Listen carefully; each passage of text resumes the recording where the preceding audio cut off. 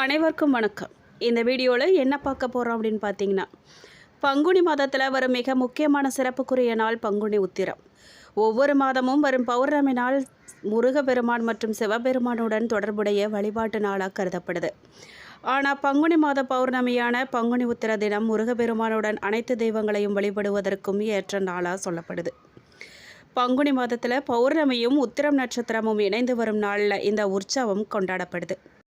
அப்படி கொண்டாடப்படும் பங்குனி உத்திரத்தின் சிறப்புகள் என்ன, வழிபடும் முறைகள் என்ன, எப்படி விரதம் இருக்கணும், விரதத்தின் போது கடைபிடிக்க வேண்டிய விஷயங்கள் என்ன, இந்த நாளில் எப்படி தீபம் ஏற்றணும், சுமங்கலி பெண்கள் எப்படி தாலி கயிறு மாற்றணும், என்ன பொருள் தானம் செய்யணும், என்ன தானம் செய்தால் என்ன பலன் கிடைக்கும், பசுவிற்கு என்ன கொடுக்கணும்னு சொல்லி, அதனால் என்ன சிறப்புகள்லாம் நடக்கும்னு சொல்லி இந்த வீடியோவில் விரிவாக தெரிஞ்சுக்க போகிறோம்.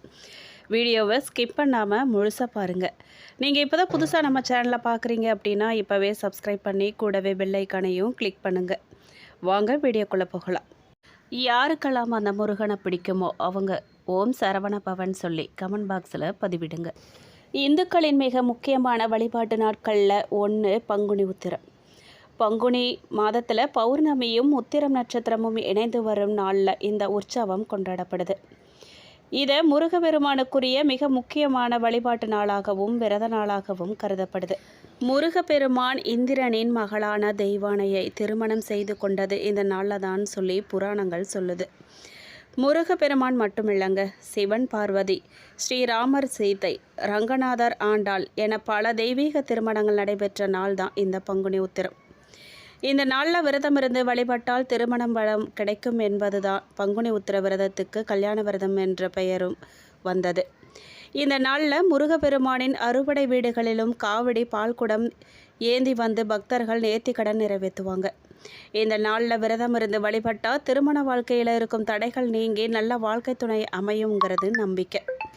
பங்குனி உத்திரம் கொண்டாடப்படுவதற்கான காரணம் என்ன அப்படின்னு கேட்டிங்கன்னா, பங்குனி உத்திரம் அன்று சிறப்பு பூஜைகள், விரதம், வழிபாடுகள் செய்தால் செல்வ வளம், ஒற்றுமை, திருமண வாழ்க்கையில் விருப்பங்கள்லாம் நிறைவேறுங்கிறது நம்பிக்கையாக இருந்துட்டு வருது.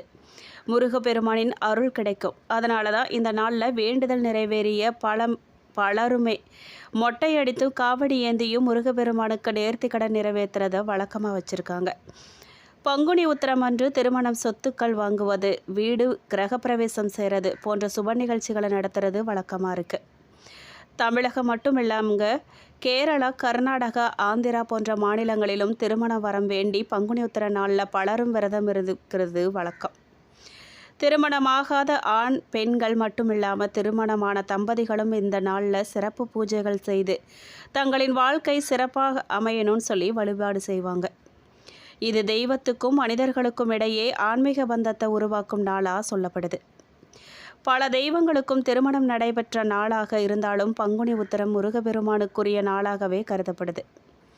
காரணம், முருகப்பெருமானுக்குள்ள அனைத்து தெய்வங்களும் அடக்கம் என சாஸ்திரங்கள்லாம் சொல்லுது.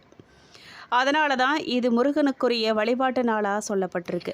மேலும் பங்குனி உத்திர விரதம் மேற்கொள்வதால் அரசு வேலை, பதவி உயர்வு போன்ற நன்மைகளும் கிடைக்கும்னு சொல்லப்பட்டிருக்கு. திருப்பதி கோவிலில் உள்ள 7 புனித குளங்களில் ஒன்றான தும்புரு தீர்த்தத்தில் லட்சக்கணக்கான தேவர்கள் நீராடுவாங்க. அதனால் கோவில் குளத்தில் நீராடுவது நம்மை மறுபிறவி சுழற்சியிலிருந்து விடுவிப்பதாக நம்பப்படுது. ஈசனின் தவத்தை கலைத்ததால் மன்மதன் எரிக்கப்பட்டான். ரதியின் வேண்டுதலால் மீண்டும் மன்மதன் உயிர் பெற்ற நாள் பங்குனி உத்திரம். அர்ஜுனன் பிறந்ததும் இந்த நாளில் தான். சுவாமி ஐயப்பனின் அவதார திருநாளும் பங்குனி உத்திர திருநாள் தான்.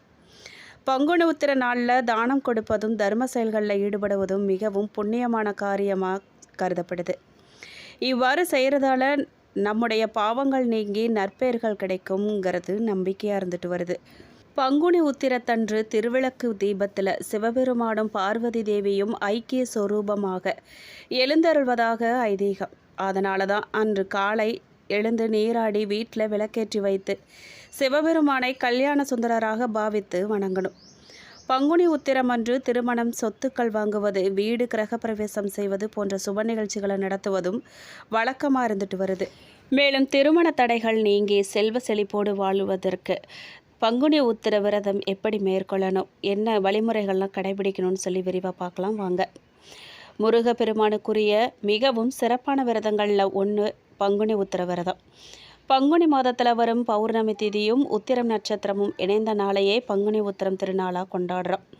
தமிழ் மாதங்களில் 12வது மாதமான பங்குனி மாதமும் நட்சத்திரங்களில் 12வது நட்சத்திரமான உத்திரம் நட்சத்திரமும் கூடும் நாளை 12 திருக்கரங்களால் பக்தர்களை காக்கும் தமிழ் கடவுளாம் முருகபெருமானுக்குரிய சிறப்புக்குரிய நாளாக கருதப்படுது. இந்த நாளில் ஏராளமான முருக பக்தர்கள் விரதம் இருந்து வழிபடுவாங்க. இந்த ஆண்டு பங்குனி உத்திரம் திருநாள் ஏப்ரல் 1ஆம் தேதி புதன்கிழமை அன்று வருது. மார்ச் 31ஆம் தேதி மாலையே உத்திர நட்சத்திரம் துவங்கி இருந்தாலும் ஏப்ரல் 1ஆம் தேதி அன்று தான் பௌர்ணமி திதியும் உத்திரம் நட்சத்திரமும் சேர்ந்து வருது. அதனால் ஏப்ரல் 1ஆம் தேதியை பங்குனி உத்திரம் திருநாளாக கருத்தில் கொண்டு விரதம் இருக்கணும். மேலும் விரத முறை என்னன்னு கேட்டிங்கன்னா, பங்குனி உத்திரத்துக்காக பலரும் 48 நாட்கள் 21 நாட்கள் என விரதம் இருக்காங்க. ஆனால் பங்குனி உத்திரம் விரதம் என்பது ஒரு நாள் விரதம் தான். அதனால் ஏப்ரல் 1ஆம் தேதி அன்று அதிகாலையில் எழுந்து குளிச்சுட்டு வீட்டை சுத்தம் செய்யணும். முருகப்பெருமானின் படத்தை அழகிய மலர்களால் அலங்கரிக்கணும். அன்றைய தினம் செவ்வரளி மலர்களால் முருகப்பெருமானை அலங்கரிக்கிறது சிறப்பு. பால், பழம், தேன், தினைமாவு, பாயாசம் என எது கிடைக்குதோ அதை முருகப்பெருமானுக்கு நெய்வேத்தியம் செய்யணும். முருகனின் படத்துக்கு முன் ஒரு விளக்கு ஏற்றி வைத்து கந்தசஷ்டி கவசம், கந்த குரு கவசம், வேல்மாறல், கந்தர் அனுபூதி, திருப்புகழ் என உங்களுக்கு தெரிந்த ஏதாவது ஒரு முருகன் மந்திரத்தை மனதார படிங்க அல்லது கேளுங்க. எந்த மந்திரமும் தெரியாதுன்னா ஓம் சரவணபவ என்ற மந்திரத்தை 108 முறை முருகனை நினைத்து மனதார சொல்லுங்க. பிறகு எந்த காரணம் அல்லது என்ன வேண்டுதல் நிறைவேற வேண்டும் என்பதற்காக விரதம் இருக்கீங்களோ அதை முருகனிடம் சொல்லி வேண்டிக் கொண்டு விரதத்தை துவங்குங்க. அன்று நாள் முழுவதும் உபவாசமாக விரதம் இருப்பது சிறப்பு. அப்படி இருக்கிறவங்க கண்டிப்பாக அதிகம் தண்ணீர் குடிக்கணும். முழு உபவாசமாக இருக்க முடியாதவங்க பால், பழம் மட்டும் சாப்பிட்டு விரதம் இருக்கலாம். அருகில் இருக்கும் முருகன் கோவிலுக்கு சென்று முருகப்பெருமானை வழிபடலாம். சில கோவில்களில் அன்றைய தினம் திருக்கல்யாண வைபவம் நடக்கும். அதை தரிசித்து விட்டு வரலாம். மாலை 6 மணிக்கு பிறகு வீட்டில் முருகன் படத்துக்கு முன் விளக்கேற்றி வச்சு ஏதாவது நைவேத்தியம் படைத்து உங்களின் வேண்டுதல் நிறைவேற வேண்டும் என முருகனிடம் மனதார வேண்டிக்கோங்க. பிறகு முருகனுக்கு தீபதூபம் காட்டி பூஜை செய்து வழிபட்ட பிறகு முருகனுக்கு படைத்த பிரசாதத்தை சாப்பிட்டு விரதத்தை நிறைவு செஞ்சுக்கலாம். முடிந்தால் மாலை முருகன் கோவிலுக்கு சென்று அங்கு தரும் பிரசாதத்தை சாப்பிட்டு விரதத்தை நிறைவு செஞ்சுக்கலாம். இந்த முறையில் முருகபெருமானை வேண்டி பங்குனி உத்திர விரதம் இருந்தால் அடுத்த ஆண்டு பங்குனி உத்திரத்துக்குள்ள உங்களின் வேண்டுதல் நிச்சயம் நிறைவேறும் என சொல்லப்படுது. திருமணம் கைகூடணும், சிறப்பான திருமண வாழ்க்கை அமையணும்னும் பிரிந்த கணவன் மனைவி ஒன்று சேர வேண்டும் என்பவர்கள் பங்குனி உத்திர நாளில் விரதம் இருந்து வழிபட்ட வேண்டுதல்கள் நிச்சயம் நிறைவேறும்னு நம்பப்படுது. மேலும் பங்குனி உத்திரத்தன்று விரதம் இருந்து வழிபட்டால் திருமண தடைகள்லாம் விலகும், வேண்டிய வரங்கள் கிடைக்கும். வாழ்க்கையில் முன்னேறுவதற்கு உள்ள தடைகள், துன்பங்கள், பாவங்கள், வறுமைகள் ஆகியவை நீங்கி முருகப்பெருமானின் அருளால் நன்மைகள் அதிகம் நடைபெறும்னு சொல்லப்படுது. இந்த நாளில் ஏராளமான முருக பக்தர்கள் விரதத்தை கடைபிடிக்கிறது வழக்கம். பங்குனி உத்திரத்தன்று சாப்பிடாம பட்டினியாக இருந்தாலே அது விரதம் இருந்ததுன்னு சிலர் நினைக்கிறாங்க. ஆனால் அது தவறு. உணவை தவிர்த்து பட்டினியாக இருக்கிறது மட்டும் விரதத்தின் ஒரு சிறு பகுதி தான். அதனால் பட்டினியாக இருப்பது மட்டும் விரதம் கிடையாது. அனைத்து நாட்களும் அனைத்து நேரமும் அலைபாய்ந்து கொண்டிருக்கும் மனசை முருகனிடம் செலுத்துவது தான் உண்மையான விரதம். அன்று ஒரு நாளாவது மற்ற விஷயங்களில் மனசை அலைபாய விடாமல் முருகனை நினச்சி முருகனின் திருநாமங்களை சொல்லி வழிபடணும். பங்குனி உத்திர விரதம் இருக்கிறவங்க 3 வேளையும் உணவை தவிர்க்கிறது சிறப்பு. அப்படி முடியாதவங்க ஒரு வேளை மட்டுமாவது உணவை தவிர்க்கணும்.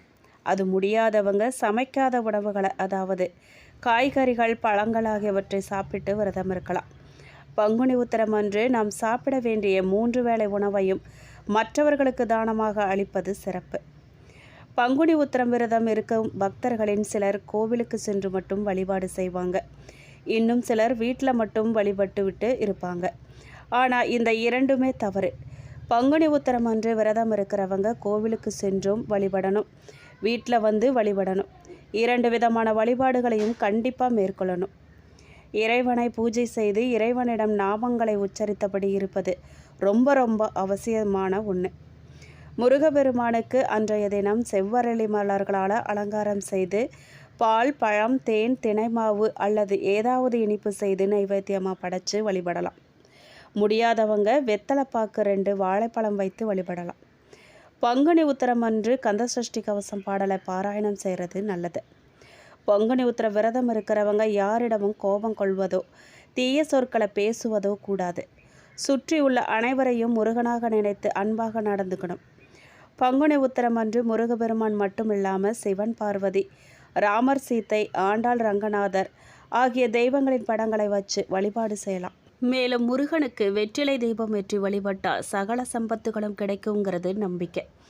புத்திர பாக்கியம் உண்டாகவும், திருமண தடைகள் அகலவும், தம்பதிகளுக்குள்ள இருக்கும் பிரச்சனைகள் நீங்குவதற்கும், பிரிந்தவர்கள் ஒன்று சேர்வதற்கும், காதல் கைக்கூடி வருவதற்கும் பங்குனி உத்திர நாளில் 6 வெற்றிலைகளை வைத்து ஆறுமுகனுக்கு விளக்கேற்றி தீபம் போடலாம்.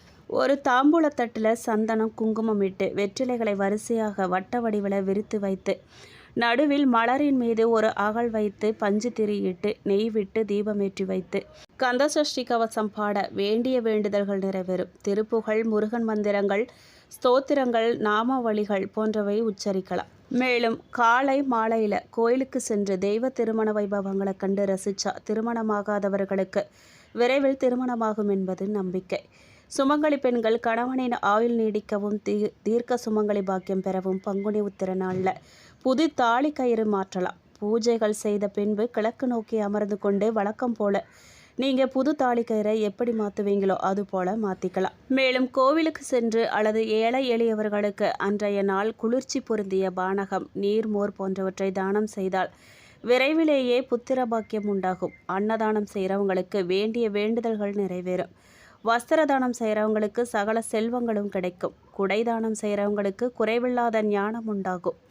பசுக்களுக்கு புல்லும் வாழைப்பழமும் தானம் செய்ய கோடி புண்ணியம் கிடைக்கும். மேலும் பங்குனி உத்திரத்தில் குலதெய்வ வழிபாடு மேற்கொள்வதும் குளம் தழைக்க நல்ல பலன்களை கொடுக்கும். மேலும் இந்த வீடியோ உங்களுக்கு பிடிச்சிருக்கணும், பயனுள்ளதாக இருந்திருக்கணும் நம்புகிறோம். வீடியோ பற்றின கருத்துக்களை கமெண்ட் பாக்ஸில் பதிவிடுங்க. நீங்கள் இப்போ தான் புதுசாக நம்ம சேனலை பார்க்குறீங்க அப்படின்னா இப்போவே சப்ஸ்கிரைப் பண்ணி கூடவே பெல் ஐக்கானையும் கிளிக் பண்ணுங்கள். நன்றி.